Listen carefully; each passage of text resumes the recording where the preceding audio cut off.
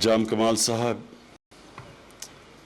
میرے federal ministers اور provincial ministers, senators, MPs, میں آج بڑی خوشی سے کہنا چاہتا ہوں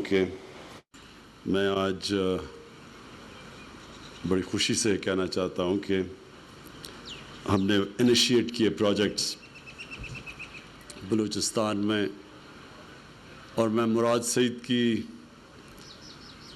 جو اس نے کہا کہ 15 سالوں میں 1100 کلومیٹرز کے منصوبے سڑکوں کے بنے تھے، اور انہوں نے پھر کہا کہ ہمارے 2.5 سالوں میں 3,300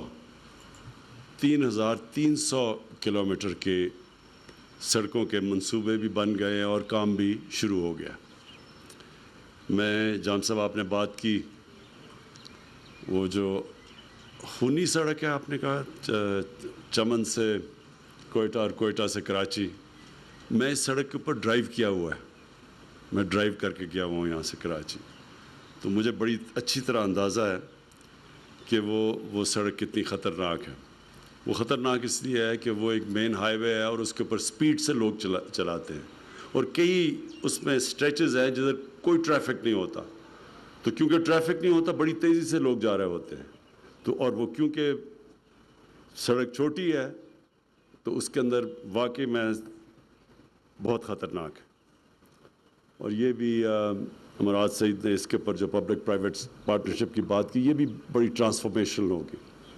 میں سب سے پہلے تو جو اپنا فلسفہ آپ کے سامنے رکھنا چاہتا ہوں کہ ہر جو بھی پرائم منسٹر بنتا ہے، جو گورنمنٹ آتی ہے، وہ کسی نظریے کے اوپر آتی ہے، کوئی سوچ کے اوپر آتی ہے۔ تو میری جو سوچ وہ یہ کہ سب کامیابی، عزت اللہ کی طرف سے آتی ہے۔ اللہ اس کو عزت اور کامیابی دیتا ہے جو اللہ کی مخلوق کے لیے کچھ کرتا ہے۔ یہ جب سے اللہ نے دنیا بنائی ہے، یہ اس کے یہ اصول ہیں۔ یہ ضروری نہیں کہ وہ مسلمان ہی ہو۔ گنگا رام، ہم بڑے ہو رہے تھے تو گنگا رام ایک ہاسپٹل تھا، ساری دنیا اس کی تعریف کرتی تھی گنگا رام کی، کہ اس نے ایک لاہور میں اتنا ہاسپٹل بنایا، اپنے پیسے سے بنایا، گورنمنٹ کا ہاسپٹل نہیں تھا۔ تو جب تک رہے گی لاہور میں گنگا رام کا نام یاد رہے گا، مسلمان نہیں تھا وہ۔ تو جو دنیا کے اندر بھی، دنیا کی تاریخ آپ اٹھا کے دیکھ لیں، دنیا کبھی پیسے والے لوگوں کو، بڑے بڑے بادشاہوں کو یاد نہیں کرتی۔ دنیا ان لوگوں کو یاد کرتی ہے جو انسانیت کے لیے کچھ کر کے جاتے ہیں۔ لہٰذا آج بھی آپ جو بڑے بڑے ہمارے صوفی حضرات جنہوں نے اصل میں اسلام لے کے آئے تھے بر صغیر میں، آج بھی آپ چلے جائیں ان کے مزاروں کے اوپر، آج بھی لوگ جا کے فاتحہ پڑھتے ہیں، دعائیں دیتے ہیں، پیار کرتے ہیں ان سے، کئی 100 سال کے بعد بھی، کیونکہ وہ جو جتنے بھی صوفی حضرات تھے بڑے انسان تھے، اپنی ذات کے لیے نہیں تھے، وہ انسانوں کے لیے، انسانیت کے لیے، دکھی انسانیت کے لیے، وہ ان کے پاس لوگ جاتے تھے، ان کے مسئلے حل کرتے تھے۔ تو میں ہماری جب گورنمنٹ 2013 میں پختونخوا میں آئی، پختونخوا کا سب سے برا حال تھا۔ جو ساری وار آن ٹیرر کا نقصان ہوا تھا وہ قبائلی علاقے میں اور پختونخوا میں نقصان ہوا تھا۔ سب سے زیادہ کیجولٹیز، دہشت گردی وہاں تھی، اور وہاں لا اینڈ آرڈر کا یہ صورتحال تھی کہ تقریباً 500 پولیس والے شہید ہو چکے تھے، اور پولیس ڈیمورلائز تھی بالکل۔ اور کیونکہ وہ ایک ہی بزنس چل رہی تھی، باقی بزنسز بند ہو گئی تھیں، اور وہ بزنس یہ تھی کہ لوگوں کو وہ پکڑتے تھے، اغوا کرتے تھے، اور پھر پیسے دے کے لوگوں کو چھوڑتے تھے۔ تو پیسے والے لوگ پشاور سے اسلام آباد آ گئے تھے۔ تو مجھے یاد ہے 3 سال مجھے سننا پڑا، 3-4 سال تقریباً، جو باہر سے ہمارے مخالف سیاستدان وہاں جاتے تھے کہتے کدھر ہے نیا پاکستان، کدھر ہے نیا پختونخوا. ہر جگہ جو اس وقت کا پرائم منسٹر تھا وہ جا کے تقریریں کرتا تھا کہ بڑے وعدے کیے تھے نیا پاکستان اور نیا پختونخوا، کدھر ہے وہ. اور میرا ایک پرانا سیاسی دوست تھا، میرے ساتھ اسکول کے دنوں کا تھا، تو وہ نون لیگ میں تھا. وہ ایک دن اس نے بڑا سنجیدگی سے مجھے مشورہ دیا. کہتا دیکھو آپ اس باری پنجاب پہ کانسنٹریٹ کرو، کیونکہ پختونخوا میں تو اب آپ کی کوئی چانس نہیں ہے. ویسے بھی وہ جو پختونخوا کے لوگ ہیں وہ ایک ہی دفعہ ووٹ دیتے ہیں، دوسری باری کسی کو باری نہیں دیتے. لیکن جب رزلٹ آیا 2018 کا الیکشن کا تو 2/3 اکثریت ملی ہمیں پختونخوا کے اندر. میں آپ کو بتانا چاہتا ہوں کیوں ملی ہمیں. اس کی سب سے بڑی وجہ UNDP کی رپورٹ کے اندر آئی. اس UNDP کی رپورٹ میں یہ آئے کہ جس صوبے میں سب سے تیزی سے غربت کم ہوئی تھی وہ پختونخوا میں تھی. دوسری چیز کہ جس صوبے میں امیر اور غریب میں فاصلے کم ہوئے تھے وہ پختونخوا میں ہوئے. اور تیسری چیز انہوں نے کہی کہ جو ہیومن ڈیولپمنٹ، جو انسانوں کے اوپر سب سے زیادہ سرمایہ کاری کی گئی وہ پختونخوا میں ہوئی. تو وہ رپورٹ تو بعد میں آئی، رزلٹ پہلے آ گیا 2018 کا الیکشن. یہ میں آپ کو اس لیے بتا رہا ہوں کہ میرا جو نظریہ وہ یہ ہے کہ جو پاکستان کے اندر ابھی تک ڈیولپمنٹ ہوتی رہی ہے، یہ اس کی وجہ سے پاکستان پیچھے چلا گیا. یہی 50 سال پہلے پاکستان، 50-55 سال پہلے پاکستان کا دنیا میں سٹیچر کیا تھا. جب ہمارے سربراہ باہر جاتے تھے تو ان کو ریسیپشن دیکھتے باہر کیسے ملتی تھی. یہی پاکستان UAE کے جب ہیڈ آتے تھے پاکستان میں تو اسلام آباد میں ڈپٹی کمشنر ان کو ریسیو کرتا تھا. یہی پاکستان کے ادارے، ہماری ڈگریز ساری دنیا میں ایکسیپٹڈ تھی.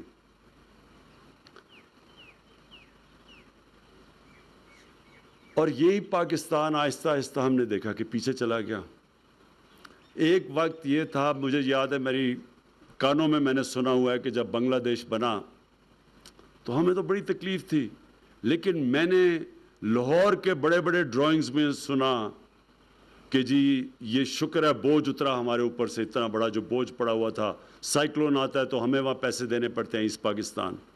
وہ آج بنگلہ دیش پاکستان سے آگے نکل گیا، جس کو کہتے تھے بوجھ ہے. تو آپ اگر میرے سے پوچھیں تو کیا وجہ تھی اس کی وجہ یہ تھی کہ ایک اور UNDP کی رپورٹ میں آیا ہے کہ ایلیٹ کیپچر ہے پاکستان میں. ایک چھوٹا سا ایلیٹ ملک کے وسائل کے اوپر قبضے کر کے بیٹھا ہوا ہے. ڈیولپمنٹ بھی جو ہوتی ہے وہ ساری جو طاقتور ہے وہ کھینچ لیتا ہے ڈیولپمنٹ. چھوٹے صوبے بھی پیچھے رہ جاتے ہیں، وہ علاقے جن کے پاس انفلوئنس نہیں ہے وہ بھی پیچھے چلے جاتے ہیں، اور غریب ہوتا جاتا ہے. اور چھوٹا سا طبقہ وہ آج اس کے پاس پیسہ ہے جو کہ بڑے بڑے امیر ترین ملک بھی ان کا مقابلہ نہیں کر سکتے. ہمارے جو حکمران ہیں وہ آج ان کے پاس جو پراپرٹیز ہیں، لنڈن کیونکہ میں جانتا ہوں اس علاقے میں پراپرٹیز لی ہیں، میں آپ کو یقین دلاتا ہوں کہ برطانیہ کا پرائم منسٹر بھی وہاں پراپرٹی نہیں خرید سکتا. امیر ترین لنڈن کے علاقوں میں ان کے پاس محلات ہیں. تو وہ طبقہ امیر ہو گیا اور باقی کام پیچھے چلی گئی، ملک بھی پیچھے چلا گیا. تو میرا جو ڈیولپمنٹ کا ماڈل ہے وہ یہ کہ میں یہ جو آج مراد سعید نے بتایا کہ ہم نے 3,300 کلومیٹر کی صرف 2.5 سال میں بلوچستان میں سڑکیں بنائی یا ان کے منصوبے بنائے اور جو بنانے جا رہے ہیں، جبکہ پچھلے 15 سال کے اندر اتنے لمبے عرصے میں صرف 1100 کلومیٹر تھا. میں آپ اس کی وجہ بتا دیتا ہوں کیونکہ بلوچستان سے جو اسلام آباد میں پرائم منسٹر بنتا ہے اس کو بلوچستان کی ووٹ کی ضرورت نہیں ہوتی. وہ 2 صوبوں کے اندر اگر پنجاب جیت جائے اور ایک اور صوبہ جیت جائے وہ پرائم منسٹر بن سکتا ہے. اس لیے بلوچستان کے اوپر وہ توجہ نہیں گئی، کیونکہ جو پاور سینٹر تھا اس کو ضرورت نہیں تھی بلوچستان کی. اور بلوچستان میں وہ کوآپٹ کرتے تھے لوگوں کو اپنے ساتھ، بڑے بڑے طاقتور لوگوں کو ساتھ ملا لیا، ان کو اچھے طرح نواز دیا، باقی بیچارے بلوچستان کے لوگ اور بلوچستان پیچھے چلا گیا۔ اس لیے آپ دیکھتے ہیں کہ 15 سالوں کے اندر صرف 1100 کلومیٹر کی سڑکیں یہاں بنائی گئی، جبکہ اس صوبے کو سب سے زیادہ کنیکٹیوٹی کی ضرورت ہے، کیونکہ اتنے بڑے فاصلے ہیں یہاں تو اگر آپ کنیکٹیوٹی نہیں دیں گے تو یہ تو پیچھے رہ جائے گا، علاقے بھی آپ کے پیچھے رہ جائیں گے۔ تو لہٰذا یہ مائنڈ سیٹ ہے، وہ ریفلیکٹ کرتا ہے ان سڑکوں کے اوپر، کہ مائنڈ سیٹ ہی نہیں تھا کہ ہم نے بلوچستان کو ڈیولپ کرنا ہے۔ تو یہ میں آج جو آپ کو یہ چیزیں کہہ رہا ہوں، وہ میں اس لیے کہہ رہا ہوں کہ یہ میرے نظریے کا حصہ ہے کہ پاکستان تب ڈیولپ کرے گا جب اس کا نچلا طبقہ اوپر آئے گا، اور جب اس کے جو علاقے پیچھے رہ گئے جب ان کو ہم ساتھ لے کے چلیں گے۔ جو ہم مدینہ کی ریاست کی بات کرتے ہیں، اس میں بڑا امپورٹنٹ سمجھنا آپ کے لیے کہ وہ ایک یونیک ڈیولپمنٹ ماڈل آیا تھا۔ ان دنوں میں تو بادشاہ تھی، بادشاہ جو تھا اس کے ارد گرد لوگ امیر ترین ہوتے تھے، باقی رایا غریب ہوتی تھی، ساری دنیا میں یہی تھا۔ مدینہ کی ریاست میں پہلی دفعہ ڈیولپمنٹ کا ماڈل یہ آیا تھا کہ جو وہاں کے سربراہ تھے انہوں نے اپنے اوپر پیسے نہیں خرچ کیے، اپنے محلات نہیں بنائے، اپنے اوپر مہنگے مہنگے کپڑے اور ڈیزائنر سوٹس نہیں لیے۔ انہوں نے سب سے جو بھی بیت المال میں پیسہ آتا تھا وہ پہلے نیچے طبقے کے پاس جاتا تھا، غریب لوگوں کے پاس، بیواؤں، معذوروں کے پاس، یتیموں کے پاس۔ ایک پہلی دفعہ فیصلہ کیا گیا تھا کہ ہم نے نیچے سے لوگوں کو اوپر اٹھانا ہے۔ اور یہ آج چائنا کی جو ڈیولپمنٹ اور یہ جو سب سے دنیا کی تیزی سے قوم اوپر جا رہی ہے، 30 سال پہلے چائنا کو دیکھو، آج دیکھو، کوئی تصور بھی نہیں کر سکتا تھا کہ دنیا کا اکنامک جائنٹ بن جائے گا، کیونکہ انہوں نے نچلے طبقے کو اوپر اٹھایا۔ پریزیڈنٹ شی نے ابھی اناؤنس کیا کہ ہم نے ایکسٹریم کتنی ان کی 1.25 ارب کی آبادی ہے، انہوں نے کہا 1.25 ارب کی آبادی میں ہم نے سارا اپنا جو ایکسٹریم پاورٹی ہے وہ ختم کر دی ہے۔ سارے سیلیبریٹ کیا انہوں نے، وہ کام کیا جو دنیا کی تاریخ میں کسی نے نہیں کیا، 70 کروڑ لوگوں کو 30 سالوں میں غربت سے نکال لیا۔ تو یہ اصل میں تو اسی ماڈل پہ وہ جو مدینہ میں ماڈل لے کے آئے تھے کہ نچلے طبقے کو اوپر لے کے آنا ہے۔ اور دوسری چیز، چائنا نے اب اپنے جتنے بھی علاقے دور رہ گئے ہیں ان کو ڈیولپ کیا ہے۔ ان کا ایک وجہ یہ جو ہماری سی پیک کی جو روٹ ہے، جو کنیکٹیوٹی ہے، وہ اپنا جو ویسٹرن چائنا ہے وہ پیچھے رہ گیا تھا، تو اس کو کنیکٹ کرنے کے لیے ان کا خیال ہے کہ وہ تیزی سے جب کنیکٹیوٹی ہوگی وہ تیزی سے ڈیولپ ہوگا۔ اور یہی ہماری بھی سوچ ہے کہ ہم جو ویسٹرن روٹ ہے، ہمارا بھی جو ویسٹرن روٹ ہے سارا، یہ بھی سارا پاکستان کا پیچھے رہ گیا۔ تو ہم جب ویسٹرن روٹ جو سی پیک کا ڈیولپ کریں گے، وہ سارے اس علاقے کو کنیکٹ کر دیں گے جو پاکستان کے حکمرانوں نے ہمیشہ نگلیکٹ کیا، اس کی پرواہ نہیں کی اس علاقے کی۔ اور یہ جو آگے ڈیولپمنٹ ہوگی، اور ہم بڑے خوش قسمت ہیں کہ ہم یہ سی پیک کے اندر اور بی آر آئی کے اندر ہم شامل ہیں، اس کی وجہ سے یہ سارا جو ویسٹرن روٹ ہے، یہ وہ ملک جو کہ دنیا میں سب سے تیزی سے اب آگے بڑھ رہا ہے، اس کو کنیکٹ کرے گا، اور ان علاقوں کو جو ہمارے ملک کے علاقے پیچھے رہ گئے ہیں، جس طرح اور بلوچستان ہے، پھر سارا قبائلی علاقہ اس میں آ جاتا ہے، سارا ویسٹرن روٹ ہے، یہ سارا ہمارا پیچھے رہ گیا۔ اور پھر اس کے ساتھ ساتھ ہم نے اپنے نچلے طبقے کو اوپر اٹھانا ہے، اور اس کے لیے مجھے بڑی خوشی ہے۔ جام صاحب، آپ نے بلوچستان کو تو ادھر لے کے آنا ہے، لیکن جو صوبے ہمارے ہیں 2، بلکہ تیسرا بھی اب آ گیا گلگت بلتستان کا، پختونخوا اور پنجاب، ہم سارے اپنے سارے صوبے کے لوگوں کو، ہر خاندان کو ہیلتھ انشورنس دے رہے ہیں، ہیلتھ کارڈ۔ آپ یہ سمجھ جائیں کہ اس سے بڑی ایک غریب خاندان کے اندر نعمت ہے ہی نہیں کہ ان کے پاس ہیلتھ انشورنس ہو۔ 10 لاکھ روپیہ ایک خاندان کے لیے کہ کسی بھی ہسپتال، گورنمنٹ نہیں، کسی بھی ہسپتال میں جا کے اپنا علاج کروا سکتے ہیں۔ یہ ہماری ایک وہ جو ہماری اب جد و جہد ہے ادھر پہنچنے کے لیے فلاحی ریاست کے اوپر، یہ سب سے بڑا ہم نے قدم اٹھایا ہے۔ اور آپ کسی بھی غریب گھرانے میں آج جا کے پوچھ لیں کہ جتنی بڑی ان کو عذاب آتا ہے اس غریب گھرانے میں جب کہ ایک بیماری آ جاتی ہے، تھوڑا سا بجٹ ہوتا ہے، جیسی بیماری آتی ہے وہ سارا وہ خاندان جو کہ غربت کی لکیر سے اوپر بھی ہے، بیماری کی وجہ سے وہ نیچے چلا جاتا ہے، قرض مقروض ہو جاتا ہے۔ تو اس لیے ہیلتھ کارڈ، اور یہ بھی آپ سے ہم ڈسکس کریں کہ بلوچستان یا آپ کا بھی سارے علاقے میں ہر خاندان کے پاس ہمیں جانا چاہیے۔ اس کا جو اگلا فائدہ آپ کو ہوگا کہ ایک ہیلتھ سسٹم آپ کا پورا ڈیولپ ہو جائے گا، پرائیویٹ سیکٹر آئے گا ہیلتھ سسٹم کے اندر۔ اب تک کیوں نہیں پرائیویٹ سیکٹر جاتا دیہات علاقوں میں ہسپتال بنانے کے لیے؟ کیونکہ لوگوں کے پاس پیسہ نہیں ہوتا، اس لیے وہ شہروں میں آ جاتے ہیں۔ لیکن جب ہیلتھ کارڈ آ جائے گا، جب ہر غریب خاندان کے پاس ہیلتھ کارڈ ہوگا، تو تب وہ جائیں گے غریب علاقوں میں، دیہاتی علاقوں میں، کیونکہ ان کو تو پیسہ ملے گا، اور پھر مقابلہ بھی ہو جائے گا گورنمنٹ ہاسپٹل پرائیویٹ ہاسپٹلز آپس میں، کیونکہ لوگ تو ادھر جائیں گے جدھر ان کو علاج بہتر ملے گا۔ تو جب وہ کسی بھی ہسپتال میں جا سکیں گے تو ہسپتالوں کے اندر مقابلہ ہوگا، جو ہسپتال ٹھیک علاج نہیں کرے گا، گورنمنٹ ہو یا پرائیویٹ ہو، ادھر لوگ نہیں جائیں گے، اور وہ آٹومیٹکلی گورنمنٹ ایکشن لے گی۔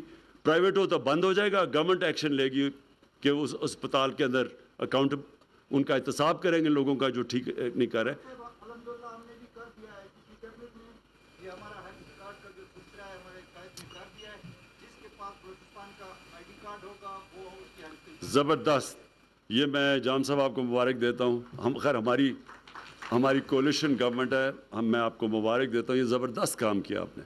اب دوسری چیز پہ ہم آئے ہیں، وہ ہے کسان کارڈ۔ اب یہ پنجاب پھر آ گیا، سب سے پنجاب اب کسان کارڈ لے آیا ہے، سارے کسانوں کو رجسٹر کر رہا ہے، اور زیادہ تر 97% آپ کو پتہ ہے کسان پاکستان میں چھوٹے، جن کے پاس چھوٹے لینڈ ہولڈنگ ہوتی ہے، زمین تھوڑی سی ہوتی ہے، تو ان کو اب ہم کسان کارڈ لے کے آ رہے ہیں، رجسٹر کر رہے ہیں، کسان کارڈ دے رہے ہیں، ڈائریکٹ سبسڈی ان کو دیں گے۔ ابھی تک جو ہم سبسڈی کرتے ہیں وہ ڈائریکٹ نہیں ہوتی، وہ طاقتور زیادہ وہ لے جاتا ہے بجائے کہ وہ غریب لے کے جائے۔ تو اب ان کو ڈائریکٹ سبسڈائز کریں گے، کھادوں میں، کیڑے مارے دوائیوں میں، اور وہ بیج کے اندر ان کو ہم سبسڈائز کریں گے، تاکہ ہم اپنے کسان کو اٹھائیں گے۔ کہ ابھی تک بدقسمتی سے جو ہمارا چھوٹا کسان ہے اس کے لیے تو کبھی کسی نے کچھ نہیں کیا، جو بھی فائدے ہوتے تھے وہ بڑے کسان لے جاتے تھے۔ تو جب چھوٹا کسان اٹھے گا، اس کی پروڈکٹیوٹی بڑھے گی، سارے ملک میں خوشحالی آئے گی، غربت بھی کم ہوگی۔ چائنا نے بھی یہ کیا تھا، انہوں نے جب غربت کم کی تھی تو وہ سب سے پہلے چھوٹے کسانوں کے پاس گئے تھے، ان کو انہوں نے اوپر اٹھایا تھا۔ اور پھر ہمارے انشاءاللہ جو ہمارے انیشیٹو اب احساس کا ہم ایک لے کے آ رہے ہیں، سارے پاکستان میں ہم اب میپ کر رہے ہیں، 80% ہم کر چکے ہیں، کہ جتنے ہاؤس ہولڈس کا ہمیں پتہ چل جائے گا ایگزیکٹلی کدھر غربت ہے، کتنے گھرانوں میں غربت کی لکیر سے نیچے ہیں، کتنے اوپر ہیں، کتنے پاس کیا ارننگز ہیں۔ جب ہمارے پاس یہ پورا ڈیٹا ہو جائے گا تو اب یہ جو پرانا زمانہ ہے نا، مثلا ہم سبسڈی دیتے ہیں گندم کے اوپر، وہ عمران خان کو بھی وہی پیسے پہ گندم ملتی ہے، غریب آدمی کو بھی وہی ملتی ہے۔ یہ بالکل ایک برا سسٹم ہے۔ بہتر سسٹم یہ ہے کہ ہم ڈائریکٹ سبسڈائز غریب کو کریں، بلکہ اس کو اس سے بھی سستی گندم دیں، لیکن میں پوری قیمت ادا کروں۔ تو یہ سسٹم یہ ہم انشاءاللہ یہ پاکستان میں پہلی دفعہ آئے گا، ڈائریکٹ سبسڈی کا سسٹم۔ مقصد سارا اس کا یہ ہے کہ ہم نے اپنے غریب لوگوں کو اوپر اٹھانا ہے، لوگوں کو غربت سے نکالنا ہے۔ یہ اللہ کا کام ہے۔ اس کے اندر کوئی کسی کو یہ سوچنا نہیں چاہیے کہ میرا ووٹ بینک بڑھے گا یا کم ہوگا۔ میں نے تو نہیں سوچا تھا پختونخوا میں جو ہم یہ قدم اٹھا رہے تھے کہ ہمارا ووٹ بینک بڑھے گا، ہم تو اپنے اسی نظریے پہ لگے ہوئے تھے۔ ہیلتھ کارڈ سب سے پہلے پختونخوا میں ہم اپنے دور میں لے کے آئے، اس سے لوگوں کو بہت بڑا فرق پڑا، ہسپتال ہم نے ٹھیک کیے، ایجوکیشن سسٹم پہ پورا زور لگایا، اور اس کا نتیجہ یہ ہوا کہ لوگوں نے، اور پھر گورننس کے اندر پولیس سسٹم، اس کا فائدہ یہ ہوا کہ لوگوں نے خود آ کے ووٹ دی، 2/3 اکثریت سے اب جیتے۔ انشاءاللہ یہی پاکستان میں ہماری کوشش ہے کہ بجائے ہم یہ سنیں کہ ہم جو پرائم منسٹر بنا اور جو وزیر بنا، ہم اپنے پیسے یہاں سے منی لانڈر کر کے باہر لے کے جائیں ملک سے. ہم اپنے ایک تو غریبوں کی خدمت کریں, اور پھر جام صاحب بلوچستان وہ صوبہ ہے جو نگلیکٹ ہوا ہے, جو سب سے پیچھے ہے, اور اس صوبے کے اوپر ہم پورا زور لگائیں. اور مجھے فخر اب تک یہ ہے, اسد عمر ابھی ہم آپ کی کیبنٹ سے مل رہے ہیں, آپ کو پورے ڈیٹیلز دیں گے کہ کبھی کسی گورنمنٹ نے بلوچستان کے اوپر اتنا پیسہ نہیں خرچ کیا. اس کے باوجود کہ ہمارے اس وقت حالات سب سے زیادہ قرضے چڑھے ہوئے ہیں, قرضوں کی قسطیں دینی ہے, اس کے باوجود کسی گورنمنٹ نے اتنی زیادہ بلوچستان کے اوپر پیسہ نہیں خرچ کیا. پی ایس ڈی پہ اتنا نہیں پیسہ دیا جو ہماری گورنمنٹ نے دیا. اور میں یہ جو 3 آپ نے سڑکیں, یہ تینوں بڑی امپورٹنٹ ہیں. میں صرف پھر سے تاکید کروں گا کہ ان کی ایسی سڑکوں کی کوالٹی ہونی چاہیے. این ایچ او کو کہوں گا, مراد آپ کو بھی, ایسی کوالٹی ہونی چاہیے کہ لوگ یاد رکھیں کہ ہمارے زمانے میں جب سڑک بنی ہے تو سارا پیسہ سڑک کے اوپر لگا ہے بجائے کہ لوگوں کی جیبوں میں جانے کے لیے. بہت بہت شکریہ.